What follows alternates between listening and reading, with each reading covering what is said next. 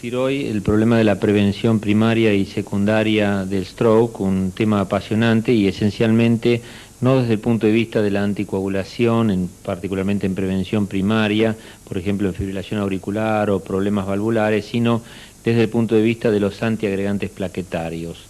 Es un tema que ha crecido últimamente, además, con la aparición de nuevos fármacos, así que creo que es realmente interesante volver a discutirlo. Y vamos a ver entonces la primera diapositiva. En prevención primaria, como se ve en la diapositiva, tal vez la modificación de la tensión arterial, la disminución del colesterol o la modificación del hábito de fumar sean realmente fundamentales en cuanto esencialmente al decremento de riesgo coronario. En cuanto al decremento del riesgo de stroke, el decremento de la tensión arterial es muy importante, y respecto de la aspirina, particularmente en riesgo de stroke, han habido dos trabajos, el Physicians Health y un trabajo británico, que no demuestran claramente una utilidad en prevención primaria. Es decir que, yo diría que para brevemente revisar ese problema, el de la prevención primaria, no está justificada en pacientes de menos de 60 años o de bajo riesgo. Tal vez sería razonable en estenosis carotídeas asintomáticas de mayor riesgo, por ejemplo más del 80%, progresivas con hipoflujo periférico, hemisférico, mientras no se indique la cirugía, o en pacientes mayores con factores de riesgo o infartos silentes. En cuanto a la prevención del stroke y los antiplaquetarios, lo que quisiera hoy discutir esencialmente es la aspirina, una droga clásica y que sigue vigente en prevención, y particularmente desde el punto de vista de nuevos enfoques acerca de la dosis. El dipiridamol, otro antiagregante plaquetario, la ticlopidina, el clopidogrel, y particularmente o tal vez en relación con el tipo de stroke y los antiplaquetarios y las complicaciones hemorrágicas. En cuanto a la aspirina en prevención de stroke, ustedes ven acá distintos estudios que se han hecho en pacientes con TIA o con stroke y TIA, con dosis en este caso elevadas, 1300 miligramos, 1000, 1500 miligramos, hasta 975, y ven la diferencia de resultados en prevención en el grupo aspirina, que es alrededor de un 14%, y en el grupo placebo, que es alrededor del 19%, y esto es significativo. La próxima. Ven acá una comparación de estudios que han utilizado dosis menores, por ejemplo el SOLT, que enseguida voy a tomar en mayor detalle, que utilizó 75 miligramos de aspirina, el UCATIA, que utilizó 300 y 1200 miligramos, y una serie de otros estudios que utilizaron la dosis alta. Y acá ven los porcentajes de decremento en stroke y muerte como puntos finales.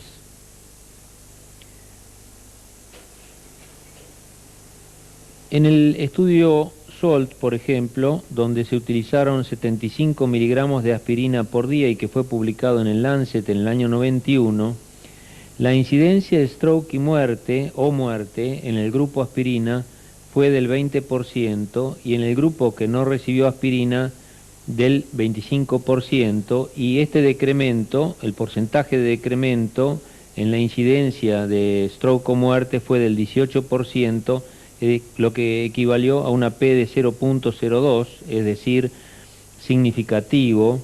Y en cuanto a los puntos finales stroke, infarto de miocardio y muerte vascular, el decremento fue del 27% al 22%, es decir, un 17%, y también estadísticamente significativo. Este es otro estudio utilizando una dosis más baja de aspirina, es el Dutch Study, que se publicó también en el año 91. En este caso se compararon 30 miligramos de aspirina como dosis diaria y 283 miligramos de aspirina. Y los puntos finales fueron muerte vascular, stroke no fatal, infarto agudo no fatal o muerte vascular y stroke no fatal. En todos los casos no hubo diferencias significativas si se usó la dosis de 30 miligramos versus la dosis de 283 miligramos. Simplemente quiero detenerme un segundito más a raíz de un estudio que también de prevención secundaria en pacientes con TIA y stroke, donde se trataron de comparar dosis altas de anticoagulación versus dosis bajas de aspirina.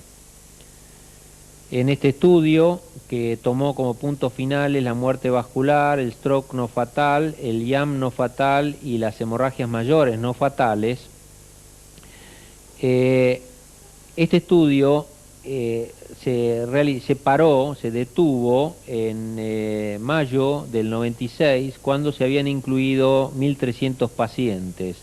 Y el motivo de la detención, como ustedes ven acá, donde se comparó el grupo tratado con anticoagulantes orales y el grupo aspirina, fue que la suma de evento-riesgo fue mucho mayor en el grupo anticoagulante oral que en el grupo aspirina. Es decir, hubo mucho más eventos hemorrágicos en el grupo que se trató con anticoagulantes orales utilizando un RIN, como dije, alto, entre 3 y 4,5.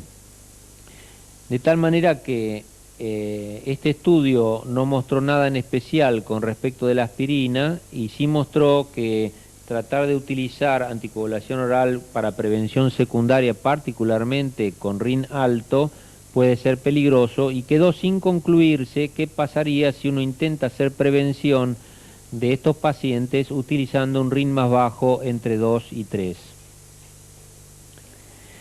En este metaanálisis publicado en el año 98, que es el metaanálisis del Antiplatelet Trialist Collaborative Group, se sugirió que para el uso de aspirina versus nada, el decremento, es decir, aspirina 900 o 1500 miligramos versus nada, el decremento está alrededor del 23%, y si las dosis son más bajas, 300 a 325 miligramos versus nada, el decremento es del 24%.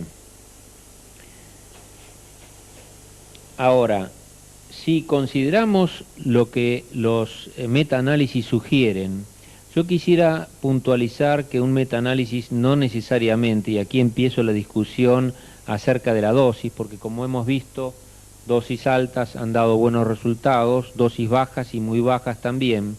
Entonces quisiera tomar el punto, en principio, del valor de los metaanálisis para sacar conclusiones. En el New England Journal of Medicine en el 97, se publicó un artículo muy interesante que señalaba las discrepancias entre los metaanálisis y los resultados de estudios clínicos subsecuentes que fueran suficientemente amplios, bien controlados y randomizados. La conclusión fue que la comparación de 12 estudios controlados que incluyeron más de 1000 pacientes y que se habían publicado en distintas revistas importantes, con los resultados de 19 metaanálisis que se habían publicado en las mismas revistas antes, acorde con esto, es decir, acorde con la comparación de los estudios en sí mismos y del metaanálisis previo, no se hubiera podido predecir realmente el punto final con precisión 35% de las veces, es decir, no hubiera habido una correlación adecuada, de tal manera que, por ejemplo, el tratamiento hubiera sido ineficaz en el 32% de los casos, y tal vez uno no hubiera realizado un tratamiento eficaz en el 33% de los casos, es decir, hubiera perdido la posibilidad de instaurar una nueva terapéutica basándose solamente en el metaanálisis en el 33% de los casos. Ahora vamos al punto de los no respondedores a la aspirina. Este es un tópico muy discutido actualmente. Se dice que hay pacientes que bajo terapéutica aspirínica pueden repetir el episodio de TIA o el episodio de stroke, lo cual los haría no respondedores. Lo que es difícil es encontrar una homogeneidad entre los distintos estudios para la descripción de qué es un no respondedor.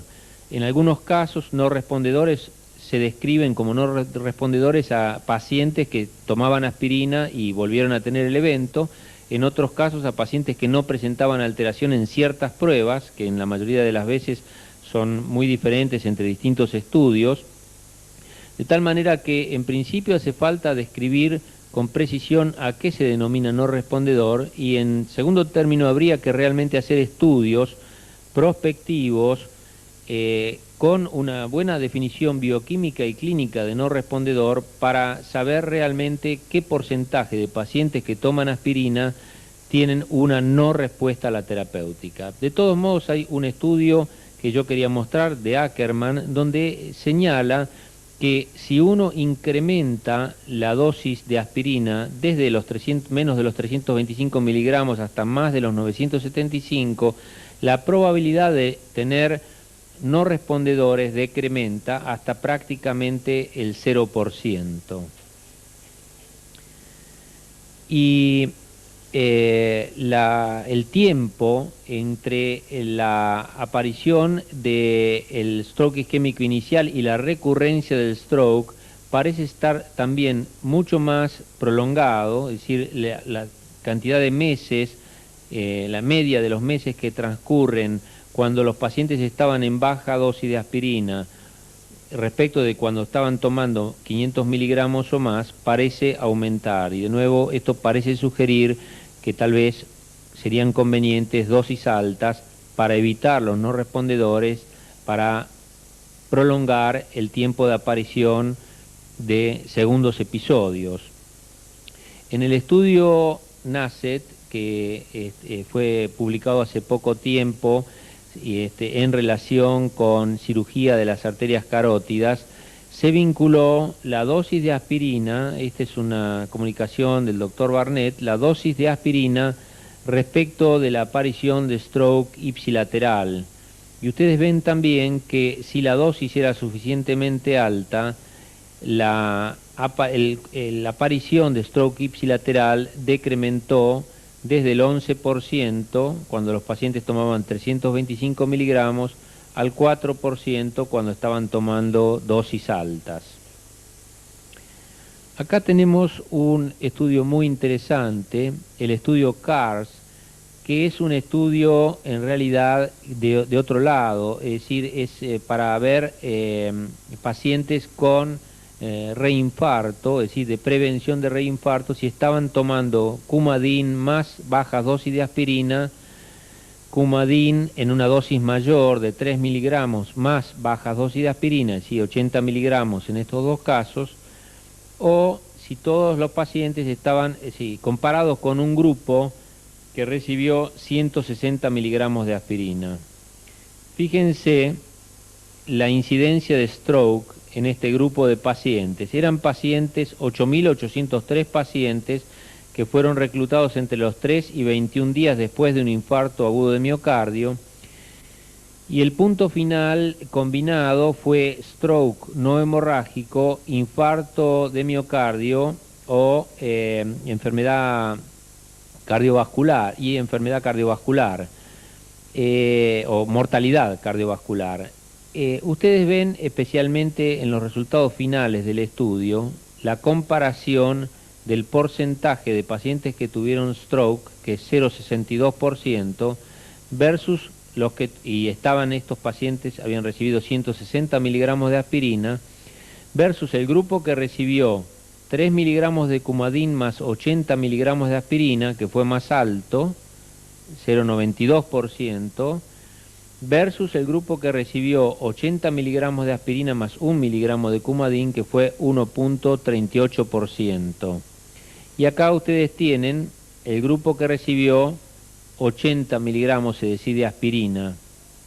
Todo el grupo que recibió 80 miligramos de aspirina. Siempre, en todos los casos, recibieran 1 miligramo de Coumadin o 3 miligramos de Coumadin, la administración de 160 miligramos de aspirina fue superior en eficacia para prevenir la aparición de stroke que la administración de 80 miligramos así estuvieran combinados con el anticoagulante oral.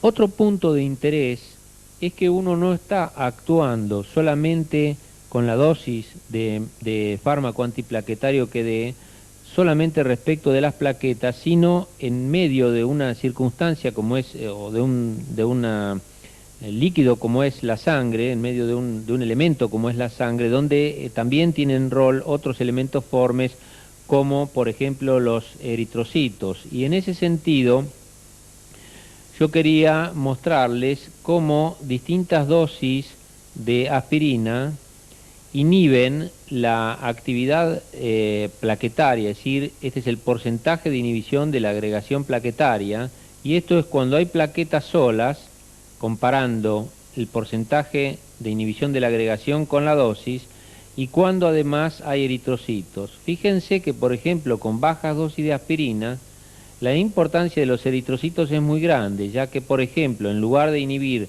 el 56% de la función plaquetaria con 50 miligramos de aspirina, al haber presencia de eritrocitos, la inhibición es solamente del 28%, y esto podría tener importancia particularmente cuando uno administra dosis bajas de aspirina. Así, el efecto de las diferentes dosis de aspirina en la promoción eritrocitaria de la reactividad, es decir, la interferencia eritrocitaria en la reactividad plaquetaria, debe tenerse en cuenta porque, por ejemplo, 50 a 100 miligramos de aspirina no inhiben el efecto eritrocitario sobre el reclutamiento plaquetario. Para bloquear completamente este reclutamiento se necesitan 500 miligramos de aspirina.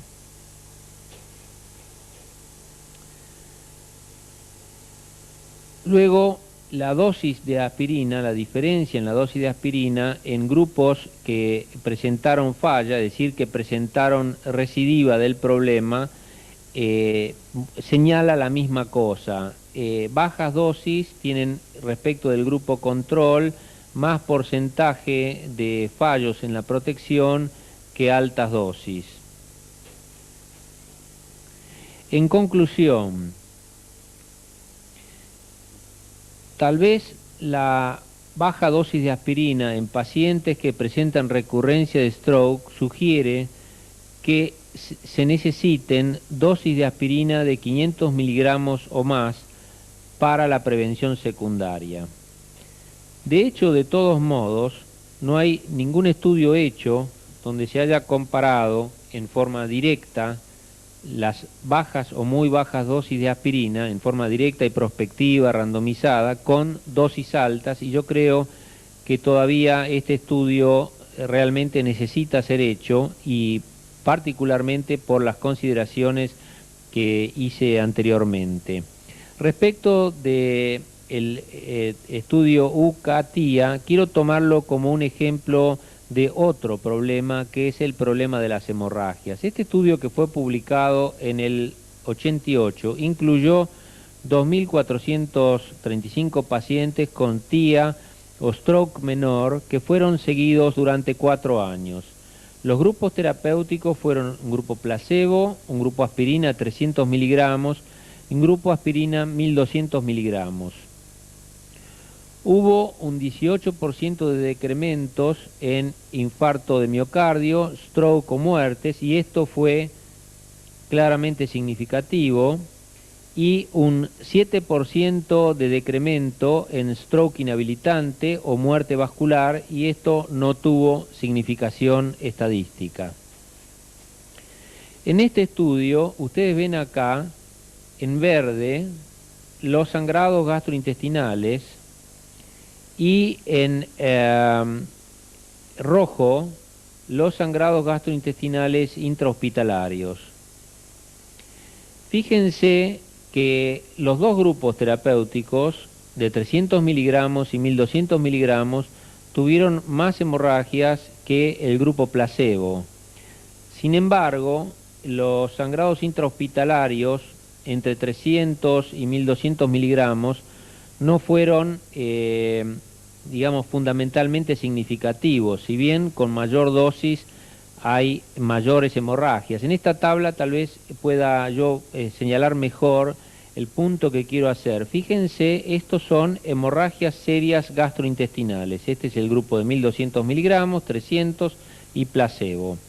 Y este es el número de transfusiones. Los pacientes que recibieron más transfusiones fueron los que habían recibido 300 miligramos de aspirina, y la mortalidad, hubo una muerte que fue asignada, pero el paciente no estaba recibiendo medicación, así que no hubo una significación. Es decir, que no hay una clara diferencia si tomamos, por ejemplo, este estudio, para decir, bueno, 1200 miligramos son francamente más nocivos que 300 miligramos en cuanto a incidencia de hemorragias serias gastrointestinales, si bien las hemorragias gastrointestinales son mayores cuanto más dosis de aspirina se administre. Espero que esta tabla pueda verse bien, aunque es un poco abigarrada en cuanto a los datos, y esto es para pasar ahora a otro fármaco antiplaquetario, el dipiridamol. Acá se muestran distintos estudios en los cuales se comparó la aspirina dipiridamol en un grupo versus aspirina solo, y en prácticamente todos los estudios no hubo ninguna diferencia cuando la comparación fue hecha de esta manera. Si uno compara aspirina dipiridamol versus nada, puede haber diferencias, pero cuando la comparación fue correctamente hecha, es decir, pacientes en prevención secundaria que recibían la combinación de aspirina dipiridamol versus aspirina, no se encontró en el estudio francés, en el AICLA, en el ACCS, diferencias estadísticamente significativas que justificaran la administración de dipiridamol como droga antiplaquetaria en la prevención secundaria. Ataques isquémicos transitorios o strokes reversibles, es decir, ataques isquémicos reversibles que revirtieron, o strokes constituidos y que recibieron en un grupo de pacientes placebo y en otro grupo dipiridamol en dosis de 75 miligramos 2 veces por día, aspirina en dosis de 325 miligramos 2 veces por día. Fue un estudio doble ciego. Este estudio, una reducción del riesgo del 33% en favor de la combinación aspirina-dipiridamol. Sin embargo, no hubo una rama dipiridamol sola que permitiera concluir si el efecto de decremento estaba vinculado a esta droga en particular, y esto, entre otras cosas, motivó la realización del estudio ESPS-2 sobre 6.600 pacientes que fue recientemente publicado. En este estudio sí se comparó aspirina versus dipiridamol versus la combinación versus placebo. Sin embargo, fue diferente en la dosis, como ustedes vieron recién. Acá la dosis de aspirina fue mucho más baja, 50 miligramos. La dosis de dipiridamol fue de 400 miligramos. Y los puntos finales del estudio fueron stroke, fatal y no fatal, muerte y stroke o muerte. Acá vemos los resultados en cuanto a la reducción de riesgo de stroke, que fue del 18.1% en el grupo que recibió 50 miligramos de aspirina, 16% en el dipiridamol, y en la combinación 36.7%, lo cual fue realmente mucho más importante que cuando se administró cada uno de los fármacos individualmente. Pero en todos los casos hubo una significación estadística, pero la de mayor significación, digamos, es la combinación aspirina-dipiridamol.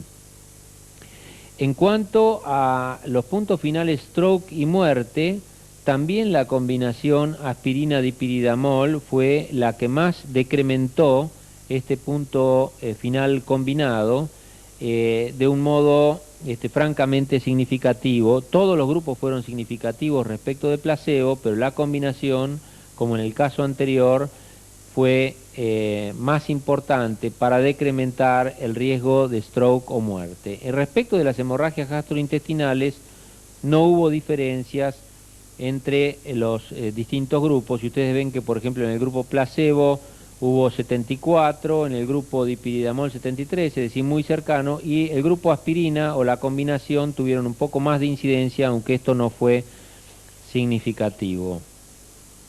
Acá vemos las hemorragias gastrointestinales, de todos modos, tanto en el grupo aspirina como en el grupo aspirina dipiridamol, que fueron más altas que en el grupo placebo o en el grupo dipiridamol.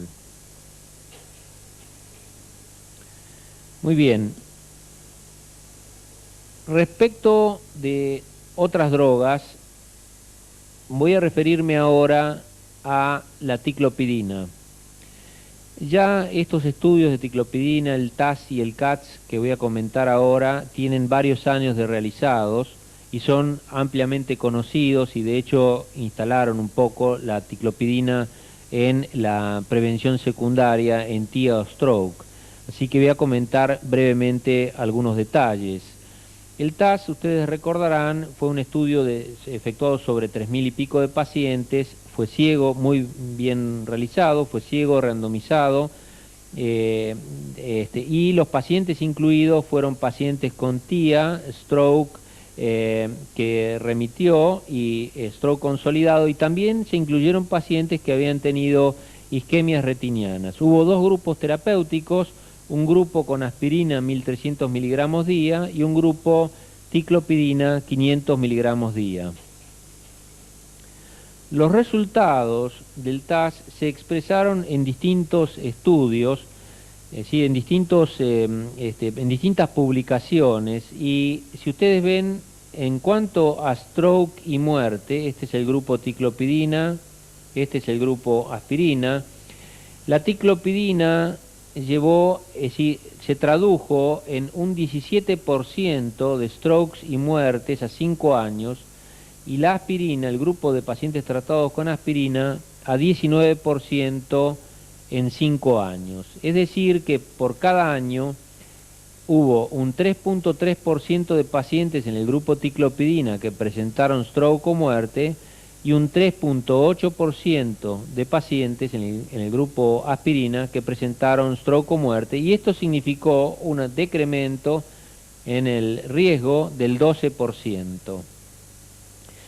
Ahora, traducido de otra forma, uno podría decir que en el grupo ticlopidina, sin eventos, hubo un 96.7% de pacientes, es decir, de cada 100, 3.3% por año tenían eventos y 96.7% no.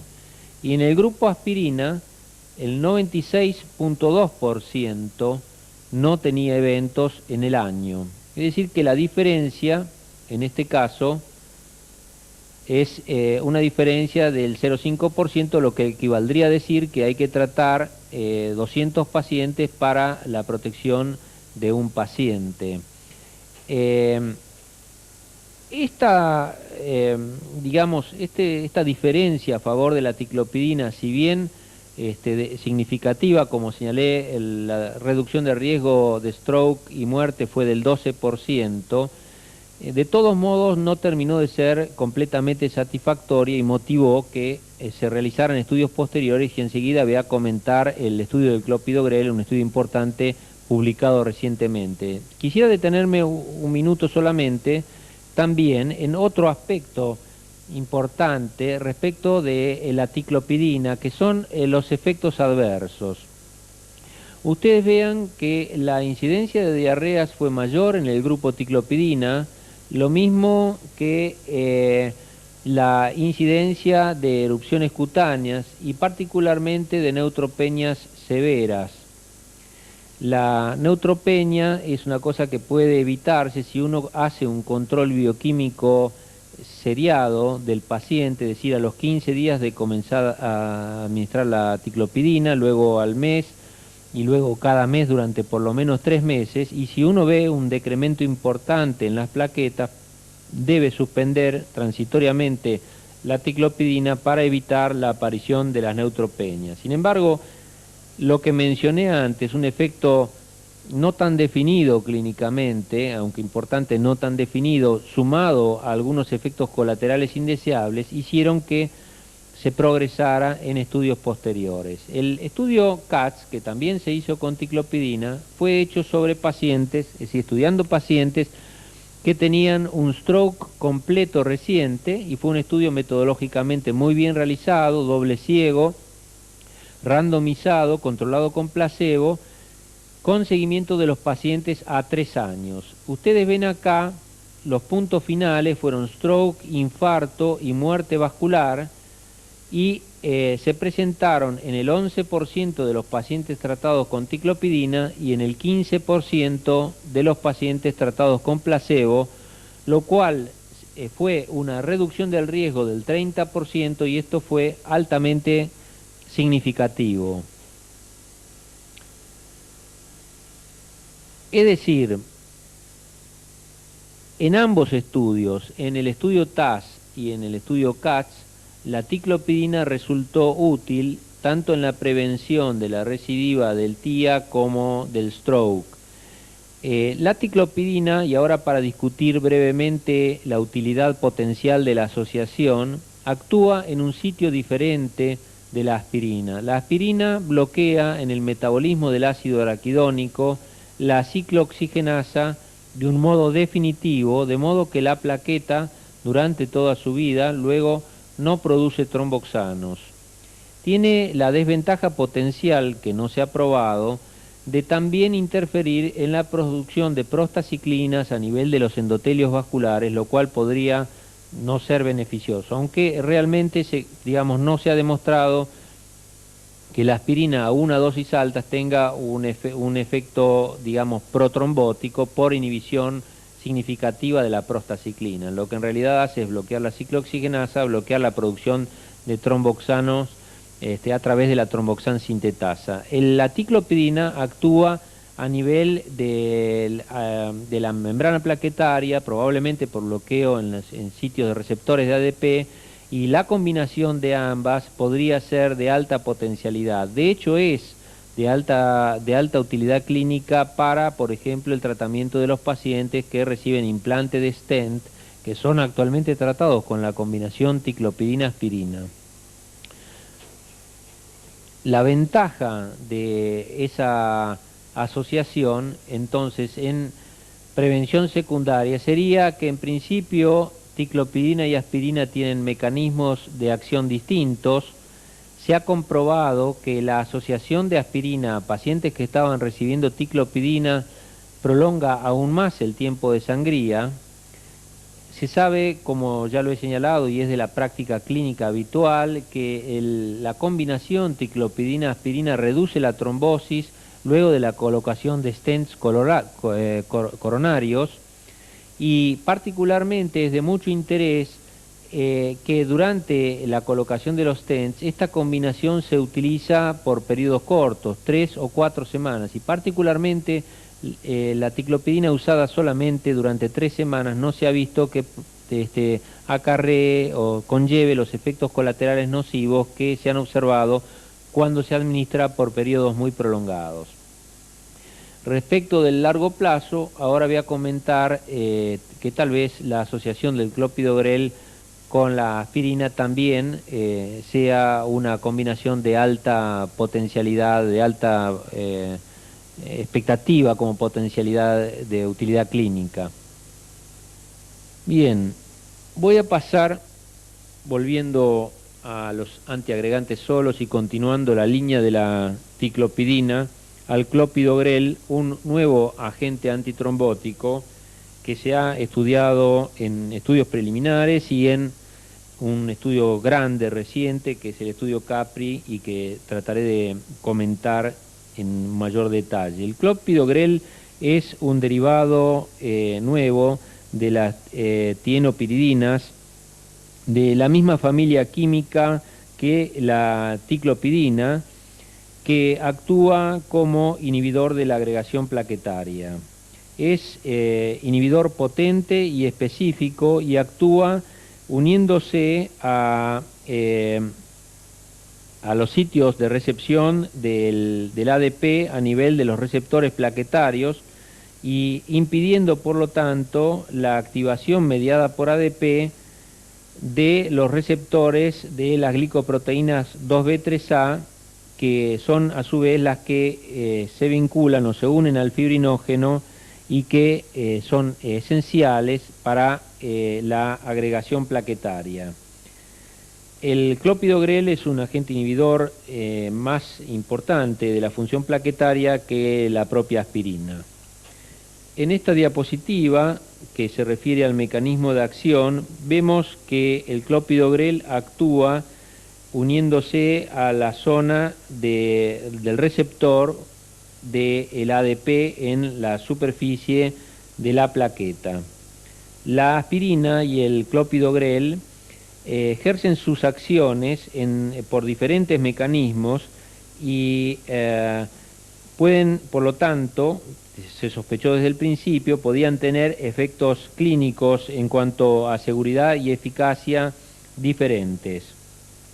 Las plaquetas tienen receptores de alta y baja afinidad por el ADP. El metabolito activo del clopidogrel se une a los receptores de baja afinidad. El ADP que se une a este sitio es necesario para activar al receptor de la glicoproteína 2B3A, que se une al fibrinógeno y que es el que vincula a las plaquetas entre sí en el proceso de la agregación. La aspirina, como señalé, bloquea la enzima ciclooxigenasa y previene la producción de prostaglandinas y tromboxano A2 derivados del ácido araquidónico. El tromboxano A2 es muy activo como agregante plaquetario y vasoconstrictor. El clopidogrel se absorbe rápidamente después de la administración oral. La molécula de clopidogrel es inactiva y se metaboliza extensamente en el hígado hasta transformarse en un metabolito activo. El metabolito que se mide principalmente no es el metabolito activo, sino un derivado del ácido carboxílico que es inactivo. Ustedes ven acá el efecto dosis-respuesta del uso de clopidogrel comparado con la ticlopidina. En las barras rojas se ve lo que sucede al día 28, en las amarillas al día 7, y esto está comparado con el efecto antiagregante de un grupo placebo.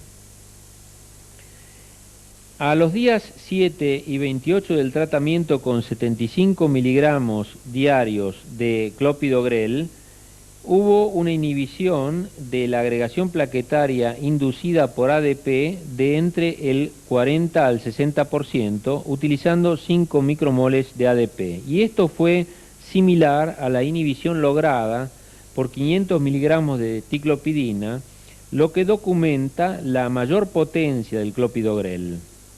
El tiempo de sangría también fue similar al que se obtuvo con el grupo tratado con ticlopidina.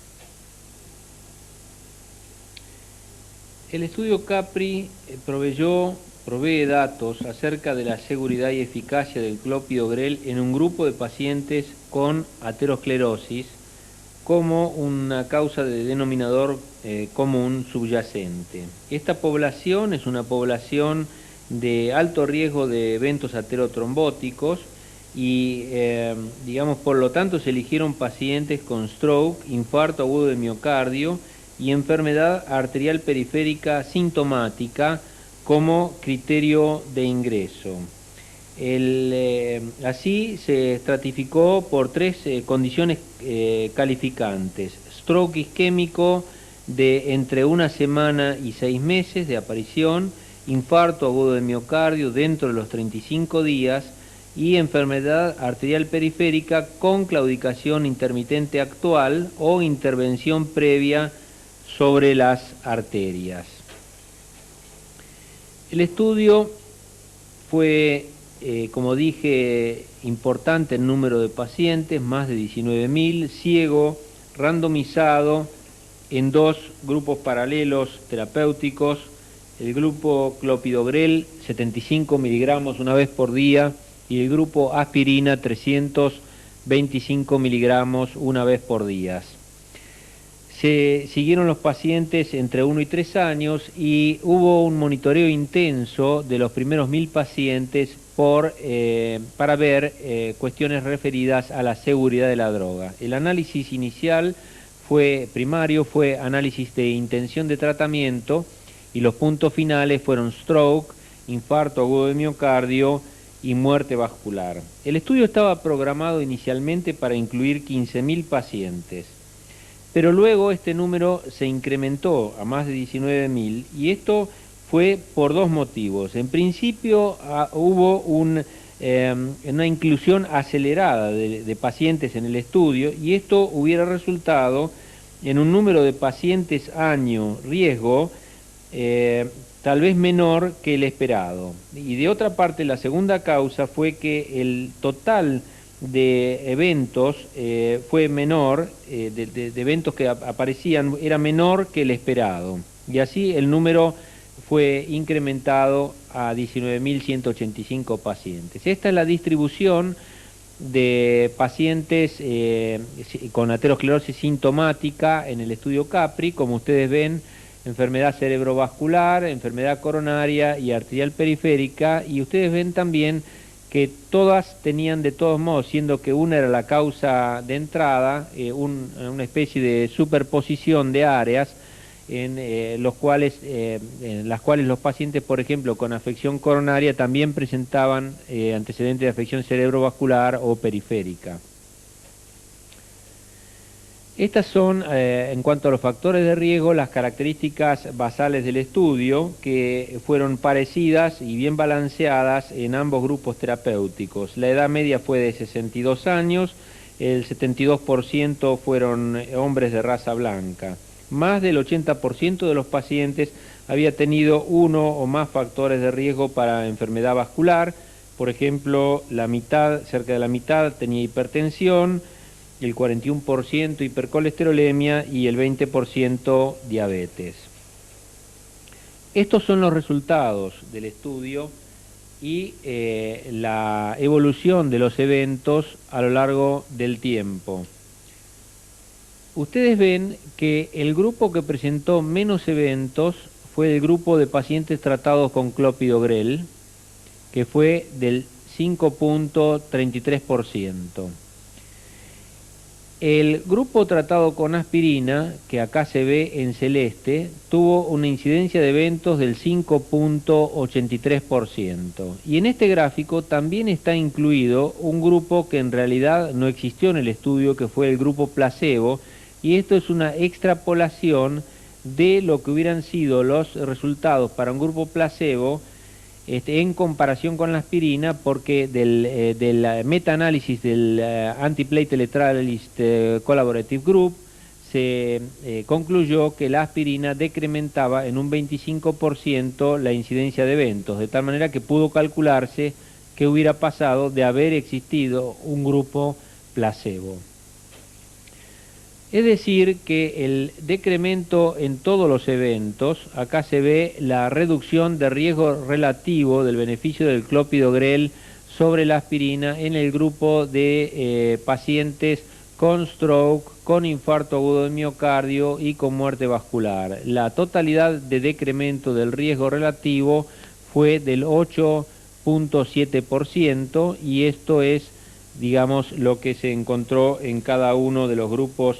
El beneficio demostrado para cada uno de los puntos finales fue de alrededor del 5% en el grupo de pacientes con stroke del 19.2% para los pacientes para punto final infarto agudo de miocardio y un decremento del 7.8% para la mortalidad vascular. Es decir, que en esta diapositiva se ve que el clopidogrel proveyó de una reducción adicional del número de eventos del 26% respecto del grupo tratado con aspirina. Es decir, la aspirina previene 19 eventos por cada 1000 pacientes tratados, mientras que el clopidogrel decrementa esto en un 26% y previene 24 eventos por cada 1000 pacientes tratados. Acá vemos los efectos colaterales, los efectos adversos. Estos efectos mostraron que el clopidogrel tenía menores efectos adversos que la aspirina, excepto el rash y la diarrea, que fueron algo mayores. Para la diarrea severa y el rash, las incidencias absolutas fueron bajas y no se cree que sean realmente de significación estadísticas. Los pacientes con sensibilidad a la aspirina fueron excluidas en el estudio CAPRI, tanto como los pacientes que tenían úlceras pépticas o sangrantes. La incidencia de sangrado, de complicaciones de sangrado, por ejemplo, sangrado mayor que requiriera hospitalización, fue más frecuente en el grupo aspirina, demostrando una ventaja importante en ese sentido en favor del clopidogrel.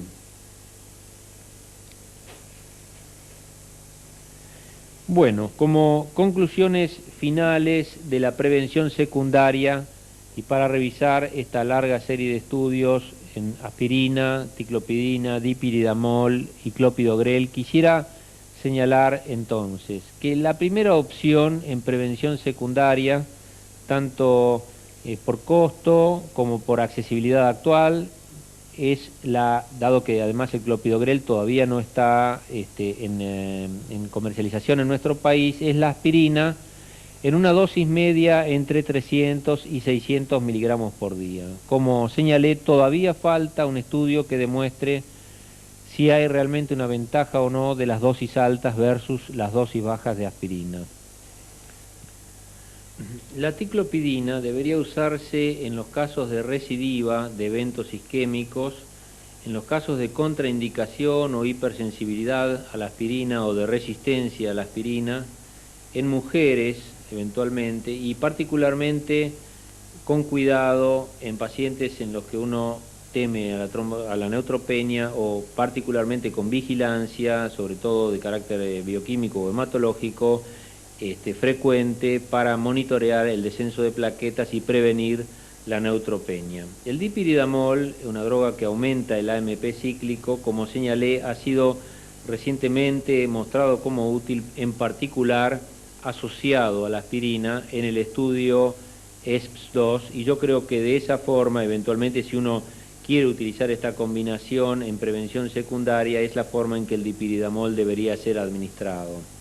En cuanto al clopidogrel, yo creo que sin ninguna duda reemplazará en breve, en cuanto esté en el mercado, a la ticlopidina, en principio porque no provoca neutropenia y porque no tiene los efectos colaterales adversos de la ticlopidina. Lo que es importante definir es el beneficio, digamos, en relación al costo, que todavía no conozco con respecto del clopidogrel. Creo que la asociación clopidogrel-aspirina es una asociación de alta potencialidad teórica y que debería ser, de hecho hay estudios clínicos en planificación para valorar realmente esa combinación, dado que la combinación ticlopidina-aspirina se ha mostrado tan útil en particular en los stents, dado que el clopidogrel actúa por un mecanismo de acción diferente del de la aspirina. Yo creo que como digo, la combinación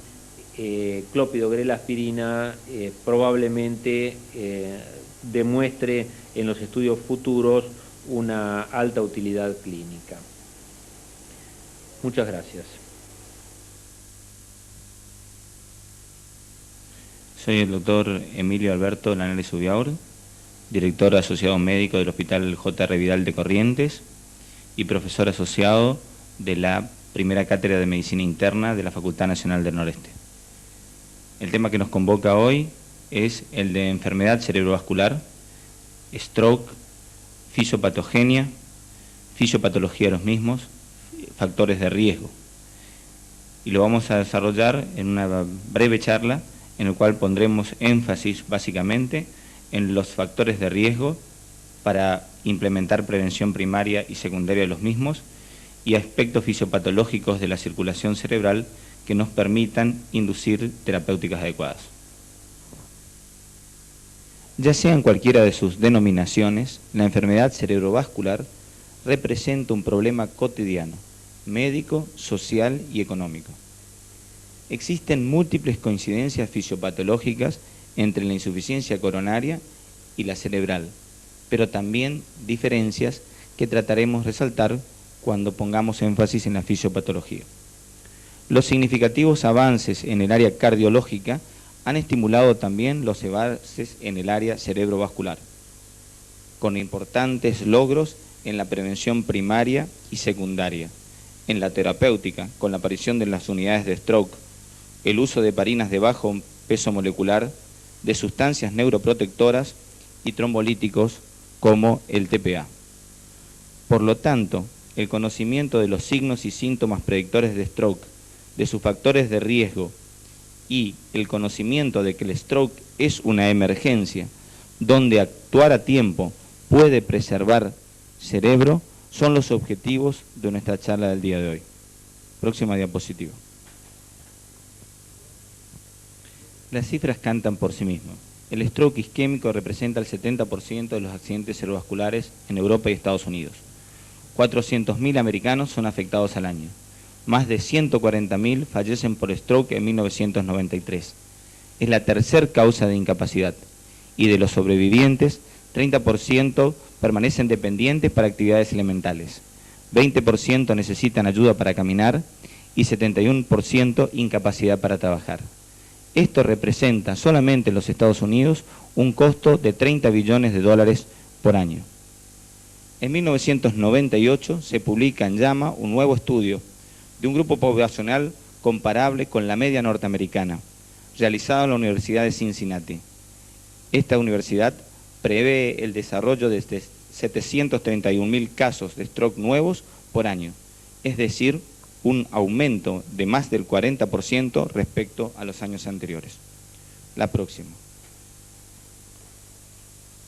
Cuando hablamos de epidemiología podemos decir que el stroke representa el 10 al 12% de la mortalidad en países industrializados. Es la tercera causa de muerte e incapacidad. 88% de los casos ocurren en personas de más de 65 años. En todos los países, la incidencia de stroke, según edad, es mayor en el hombre, 1.1 a 2.2%. En los últimos años, hay países que han mejorado sus índices de stroke y de mortalidad por stroke, sobre todo Japón y países europeos. Sin embargo, se ha producido aumento del número de stroke en Europa del Este. Los americanos de origen africano presentan una mayor incidencia de stroke que la población de origen anglosajón. Esta diapositiva, que recoge estadísticas francesas, muestra que de 1 millón de personas sufrirán durante un año su primer accidente cerebrovascular 1.250 y 350 tendrán recidivas durante ese año. 720 fallecerán como consecuencias del accidente cerebrovascular o de complicaciones mediadas por el mismo. 880 sobreviven a los 6 meses, de los cuales 220 requieren algún tipo de apoyo institucional o internación, y 640 vuelven a su domicilio. 1/3 necesitan ayuda para las tareas cotidianas, 2/3 se recuperan, 30% con secuela del accidente cerebrovascular. Estas cifras nos eximen de mayores comentarios. La próxima.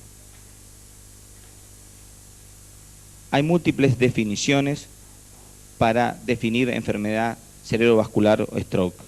Nosotros hemos adoptado de la Organización Mundial de la Salud, que establece como stroke al desarrollo rápido de signos clínicos de disturbios de la función cerebral, focal o global, con síntomas que persisten 24 horas o más o que llevan a la muerte con ninguna otra causa evidente que el origen vascular.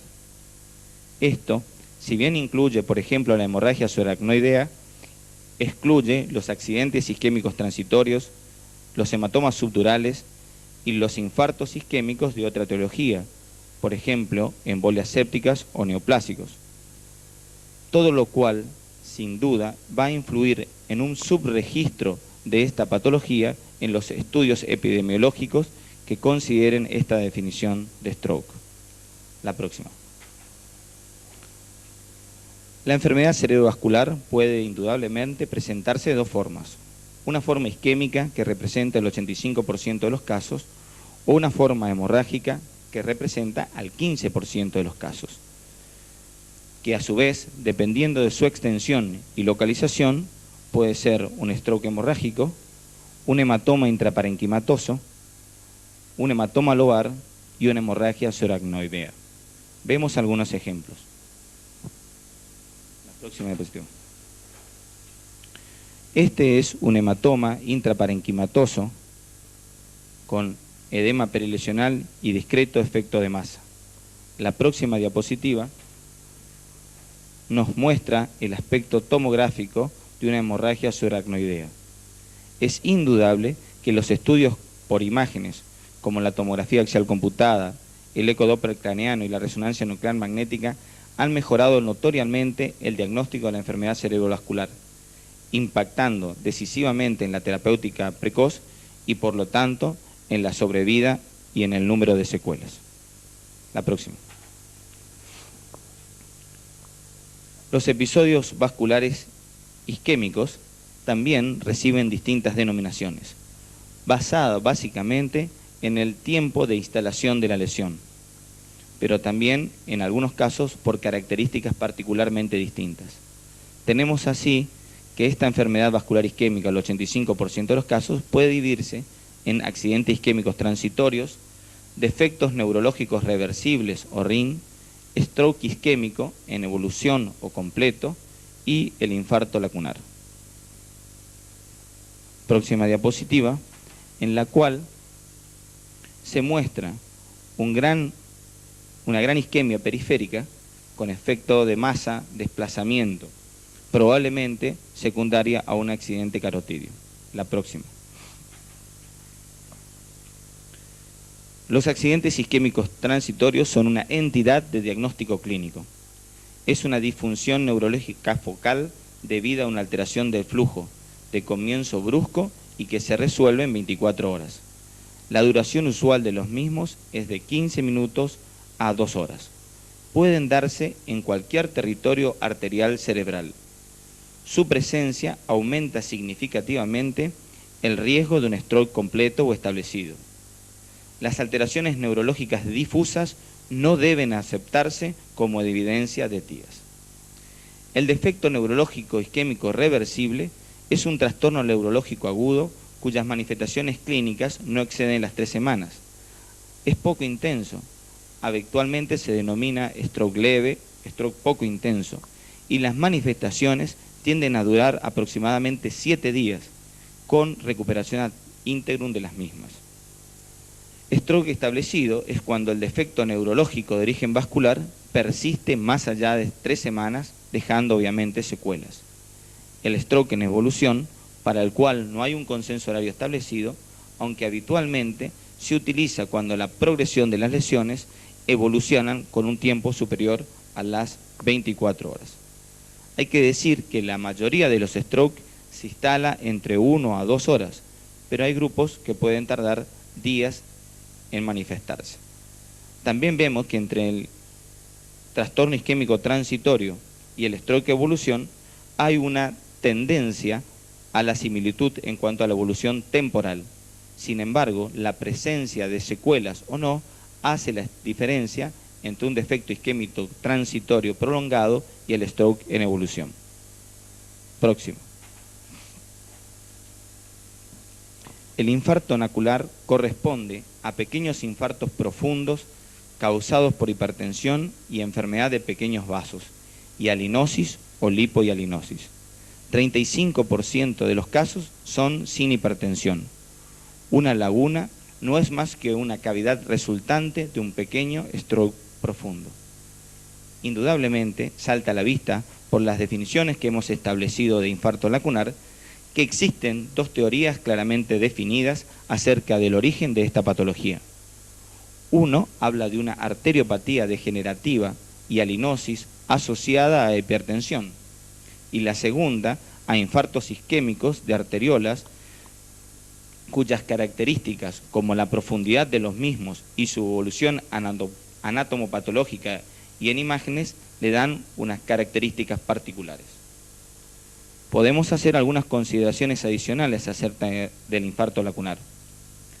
A los macrófagos les toma aproximadamente 3 semanas la reabsorción característica del tejido necrótico para formar una laguna, pero durante el tiempo en que esta laguna se está produciendo, las imágenes por resonancia o por TAC no son patognomónicas del infarto lacunar.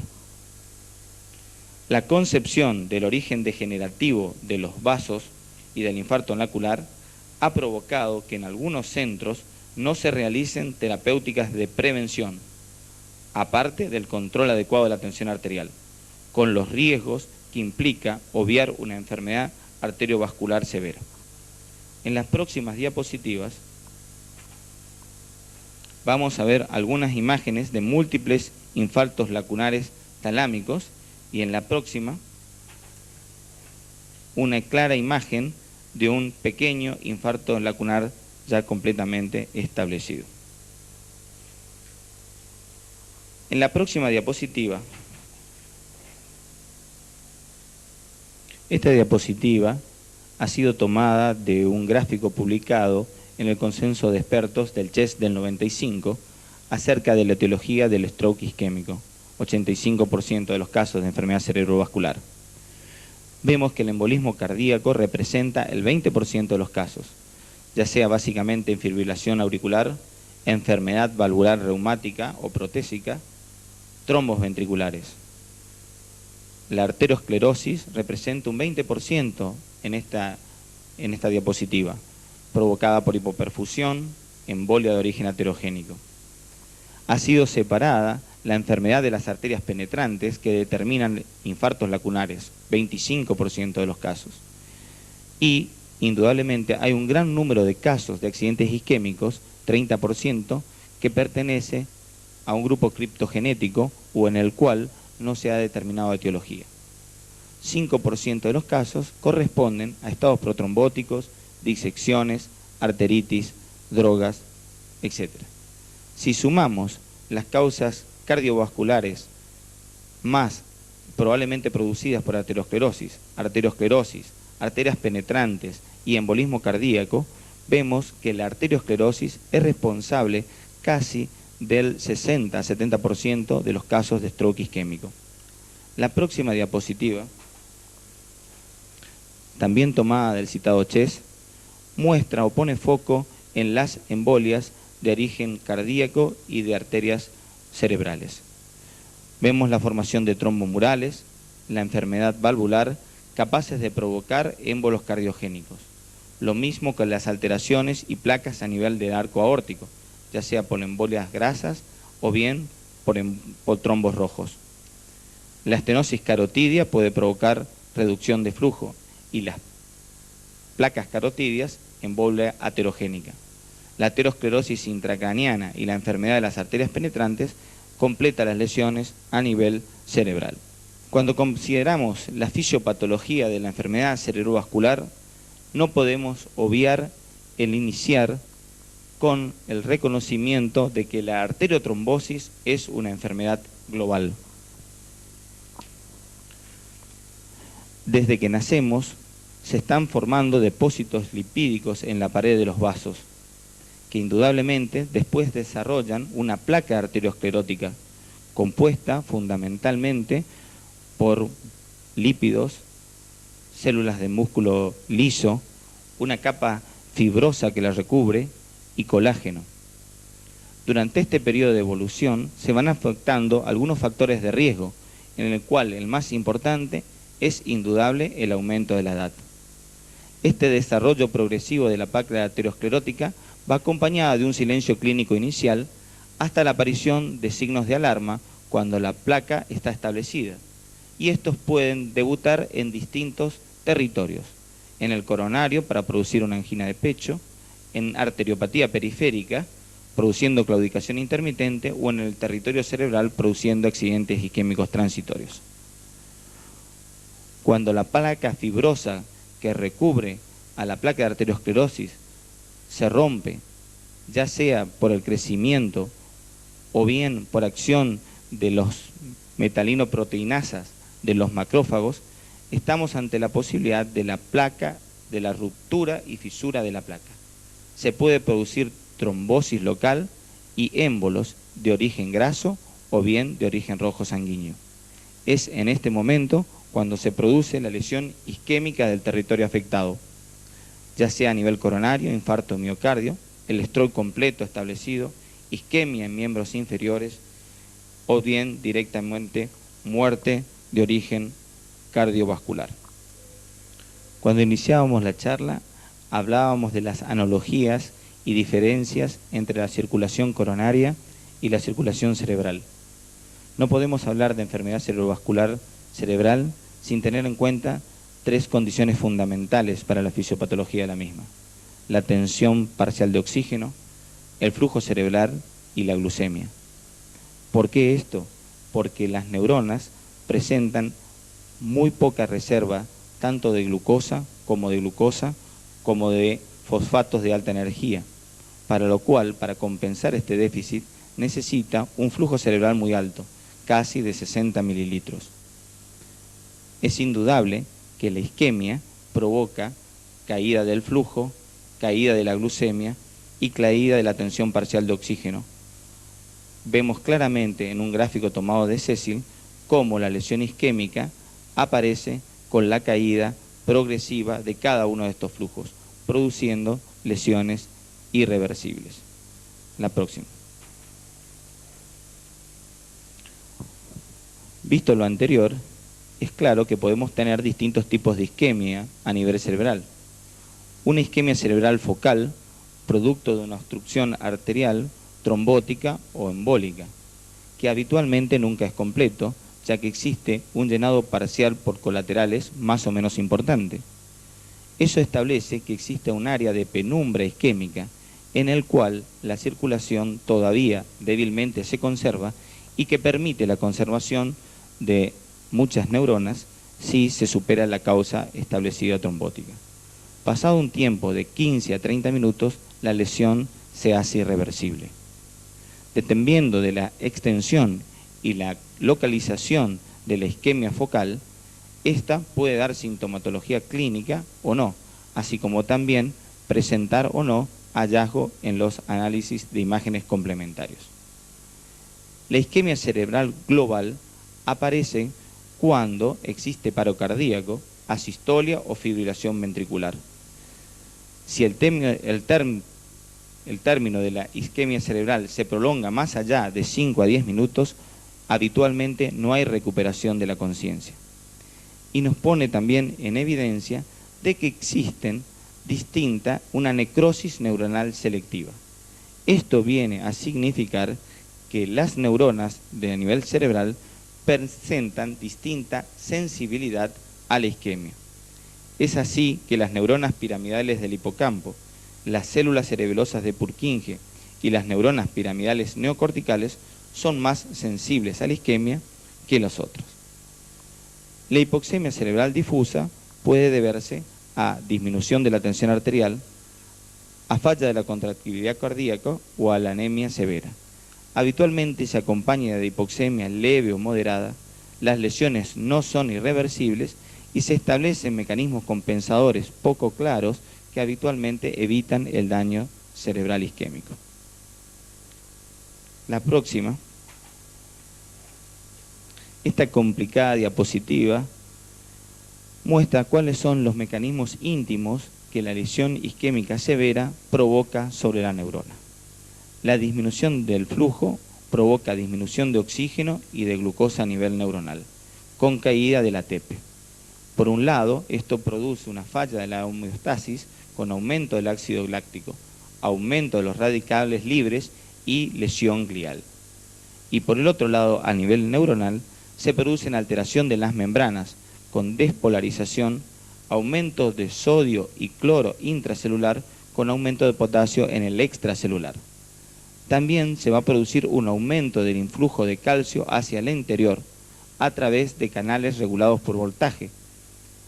Este calcio provoca daño de la membrana neuronal por peroxidación de los lípidos, produce aumento de las lipasas, aumento de la óxido nítrico sintetasa y aumento de las proteasas, que llevan a la proteólisis, al aumento de radicales libres y a la lipólisis. A su vez, esta alteración y despolarización de la membrana provoca aumento de liberación de neurotransmisores, como la noradrenalina y la dopamina, que provoca un circuito de retroalimentación positiva que aumenta el daño celular, produciendo básicamente autooxidación. La clave del calcio y su ingreso a la célula motiva que muchos de los estudios actualmente en realización como neuroprotección tratan de lograr una estabilización del calcio a nivel intra y extracelular, impidiendo de esta manera los mecanismos lipolíticos y proteolíticos de daño celular. Lo que hemos visto, indudablemente, está hablando en la diapositiva anterior, habla de un flujo de sodio y de cloro al interior de la célula. Estos movimientos hidroelectrolíticos van acompañados indefectiblemente de edema. El edema puede ser intracelular o citotóxico en la propia neurona. Puede ser un edema intersticial cuando el daño se produce a nivel del endotelio vascular y por lo tanto permite este aumento de la permeabilidad endotelial, permite el paso de macromoléculas proteicas a el espacio intercelular. Y por último, también puede haber un edema periventricular que refleja la obstrucción del flujo de salida del líquido cefalorraquídeo, como puede verse en la hemorragia intracerebral o en la subaracnoidea. En la diapositiva de un edema cerebral difuso, vemos cómo el aumento de la tumefacción cerebral, el aumento del líquido intracelular, provoca hipertensión endocraniana, con mayor daño neurológico y posiblemente muerte por enclavamiento. El enclavamiento es la causa de muerte en el 33% de los strokes isquémicos y en el 75% de los accidentes hemorrágicos. Pasamos a considerar rápidamente los factores de riesgo para stroke. Vemos que la edad, la hipertensión arterial, las anormalidades cardíacas, como el infarto, trombomural, fibrilación auricular, insuficiencia cardíaca, enfermedad valvular reumática, válvulas protésicas, representan un factor de riesgo reconocido para el stroke, que analizaremos a posteriori. Los accidentes isquémicos transitorios y el stroke previo conllevan a la posibilidad de recurrencias que también analizaremos a posteriori. Y por el último, la estenosis carotídea asociada a un alto grado de fenómenos isquémicos a nivel cerebral. En la próxima diapositiva continúa la lista de factores de riesgo que cada vez se va incrementando con nuevos factores: diabetes, obesidad, tabaquismo, anticonceptivos, el abuso de drogas como la cocaína, la vasculitis, la migraña, el alcoholismo y la hiperfibrogenemia representan factores reconocidos para el stroke. Dentro de las enfermedades hematológicas, la policitemia, las hemoglobinopatías y actualmente el gran interés puesto en el desarrollo de estados protrombóticos, capaces de inducir lesión arterial. Y entre ellos tenemos que considerar los anticuerpos antifosfolípidos, el síndrome de hiperhomocisteinemia, asociados tanto a lesiones vasculares, venosas como arteriales. También no podemos dejar de considerar, cuando vemos los factores de riesgo, la gran cantidad de factores posibles de prevención y de control en forma medicamentosa. Y en el control de estos factores de riesgo debe ponerse el énfasis médico. La próxima. Esta diapositiva trata de mostrar qué es lo que significa pertenecer a una población de alto riesgo para stroke. Esto implica el % de episodios compatibles con stroke por año en estos pacientes. Una población general de más de 70 años tiene el 0,6%. Un soplo carotídeo asintomático el 1,5%. El infarto previo 1,5%. Estenosis carotídea asintomática 2%. Fibrilación auricular 5% por año. Los accidentes isquémicos transitorios 6%. Y el stroke isquémico previo 10% por año. La próxima diapositiva.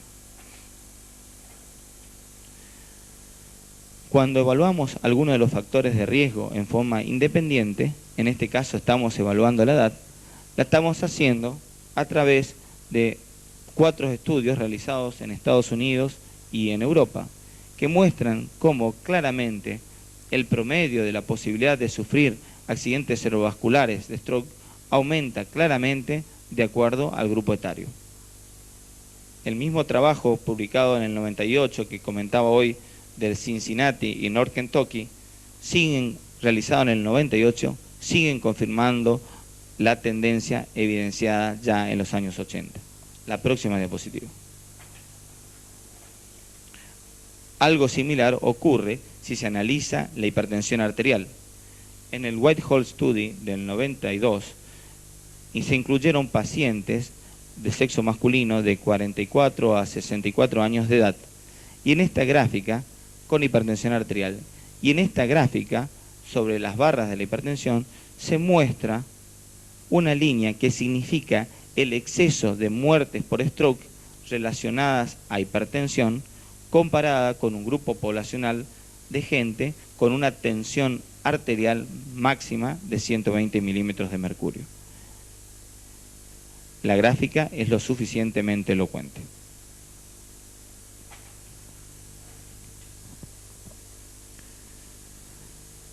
Debemos prevenir, realizar prevención primaria y realizar prevención secundaria de la enfermedad cerebrovascular. La recurrencia de los fenómenos tromboembólicos en pacientes con riesgo a sufrir stroke es muy alta. Esto fue publicado en Múnich en el 96 en un simposio sobre enfermedad vascular y muestra que dependiendo la causa etiológica y los factores de riesgo corregibles o no, en el primer año de sufrir un stroke pueden ocurrir de 10 a 12% de episodios nuevos. Por cada año posterior, 5 a 8%. Y en los 5 años, la cifra llega hasta 30 a 40% de los pacientes afectados, sumándose a eso a un 15% de muerte por enfermedad vascular. Para concluir, en la próxima diapositiva, queremos resaltar algo publicado por la Stroke Association, una guía de prevención del stroke, advertencia para los pacientes. Conozca su presión arterial por lo menos una vez al año. Si es alta, debe controlarla con su médico. Busque si tiene fibrilación auricular, que aumenta la formación de trombos que pueden causar stroke. Si fuma, pare. Si bebe, hágalo moderadamente. Controle su colesterol. Si tiene diabetes, siga las instrucciones de su médico. Haga ejercicios diariamente. Coma con poca sal y sin grasas.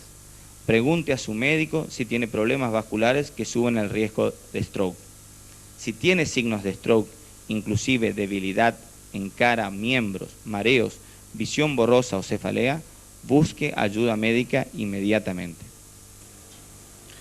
Es indudable que el reconocimiento de los factores de riesgo y de la población de riesgo para poder instituir prevención primaria y prevención secundaria, que el tratamiento del stroke por personal entrenado en unidades de stroke con nuevos tratamientos seguramente van a disminuir el pronóstico hoy ominoso de esta patología. Gracias.